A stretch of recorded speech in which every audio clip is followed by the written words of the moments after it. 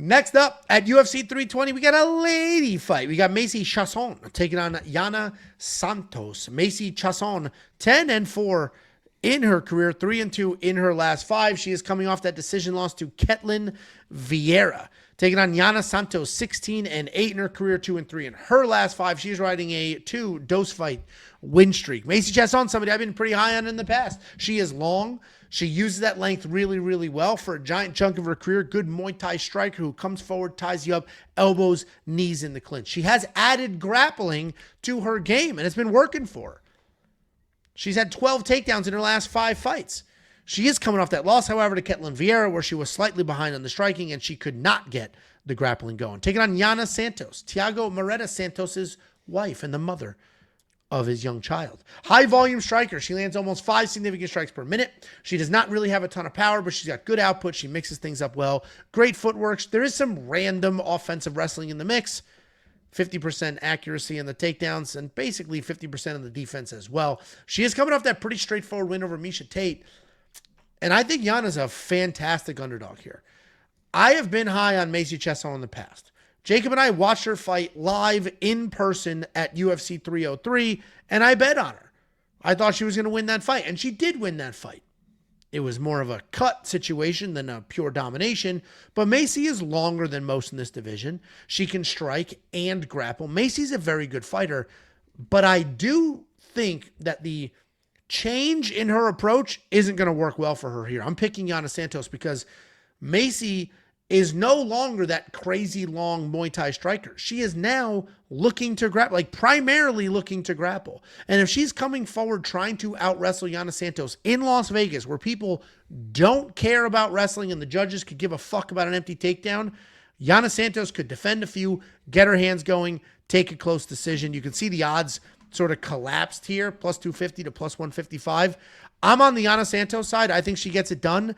A plus 3.5 bet's just not going to work here. I was kind of hoping the odds would widen again, which they didn't. But I may end up doing something. What do you think, Jacob? Yeah, this feels as simple as Macy either gets the takedowns or she doesn't. Because, you know, at range, she didn't really use her length really, really well. I think the bigger cage is going to help her. I know that Ketlen, she was kind of closed in a little bit, and Ketlen was able to kind of walk her down. I think the bigger cage will help her stay away from Yanta, but also kind of help her set up some more takedowns. She's either going to get the takedowns and win, or she doesn't, because Yana's got okay takedown defense, but if you take her down, once Miesha finally got that takedown at the very end of that fight, you saw how quickly she got on top of her, transition to the back. Macy's a very big, long, tall girl. If she gets on top, she can kind of bury you. So she's either going to get the takedowns or she's not. Honestly,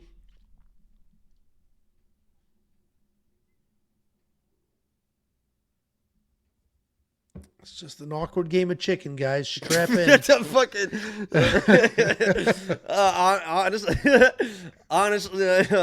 Honestly, I don't know if she is or not.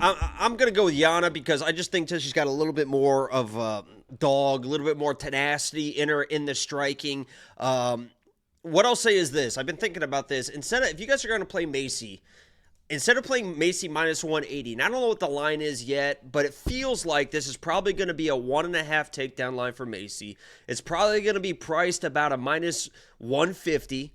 So instead of playing the minus 180 money line, I would take the over 1.5 takedowns at like minus 150. It doesn't cost you as much. If she gets it, she probably wins anyway, but she might get a couple and still lose the fight, and you're still going to hit the bet. I think it's a little bit of a cheaper way to play Macy because you're not going to pay as much. If she gets it, you're going to hit the win. You're going to hit anyway, and she could get a couple and lose the fight. You still win your bet. So I think it comes down to the takedowns. I'm with you on Yana. Not quite as high as you, but I get it.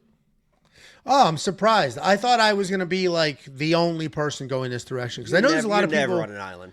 There's a lot of. I would never. There's a lot of people very confident in Macy, and I get it. I have been very high on Macy myself multiple times over, but she is changing who she is as a fighter.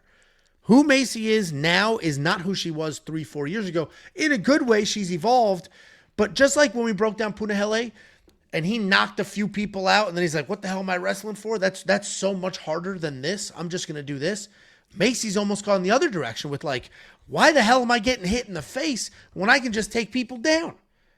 And this isn't going to be that straightforward. Yana's a very, very good striker who was a striker before her MMA career. Yeah, she got a little mean streak to her.